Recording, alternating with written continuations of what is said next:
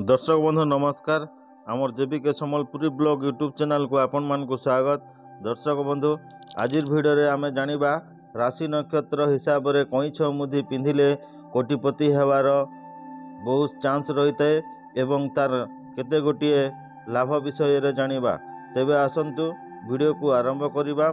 Video को आरंभ करने पूर्व आपण मैंने जदि आमर यही चैनल नुआ देखुवे ताहले यही चैनल को लाइक शेयर करी सब्सक्राइब कर दिंतु एवं बेल घंटी को ऑल नोटिफिकेशन कर रखंतु कहीं एपरी वीडियो मुझे जितेबाला अपलोड करी आपण मैंने सर्वप्रथमे देखिपारे।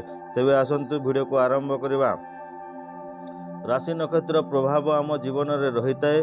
किछि एपरि जिनिस थाए जहाको व्यवहार करने द्वारा आम जीवन में आसी थाए किछि परिवर्तन। जीवन में सुख दुख लगी रही है। शांति समृद्धि पई निजर कर्म जेतिकी आवश्यक भाग्य अनुकूल हेबा मध्य सेतिकी दरकार। अनेक समय रे आमे कर्म तो करिथां किंतु भाग्य अनुकूल होई न थाए। फलरे जेतिकी फल मिलिबा कथा ताहा मिली न थाए। भाग्य को परिवर्तन करिबा पई आम ज्योतिष शास्त्र अनुसार रही किछि उपाय आसंतु जानिबा। भाग्योदय पई रहिथिबा प्रतिकार कहा जाए। जदि केतेक राशि व्यक्ति कईछर मुदी धारण करती तेबे सही व्यक्ति निजर जीवन में अत्यंत सफल एवं धनी व्यक्ति होइथांती।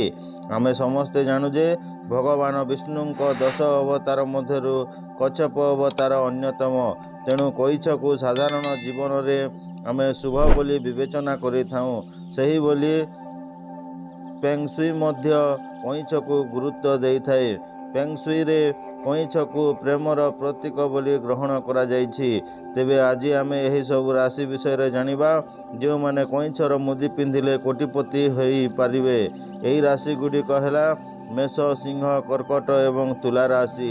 एही राशि रे व्यक्ति माने अंगूठी रे कईछर मुदी धारण कले तांकर कल्याण हेब एवं से चाहिए धनी मध्य होई पारिबे। यही व्यक्ति को माँ लक्ष्मी कृपा करिथांती एवं सेमाने धनी होई पारिबे। यही व्यक्ति को आयर समस्त मार्ग आपे आपे खोली जाई थाए। एमानंको जीवन रे खूब सफलता मिली थाए। एमानंको परिवार रे आर्थिक समस्यार मध्य अवसान घटी थाए।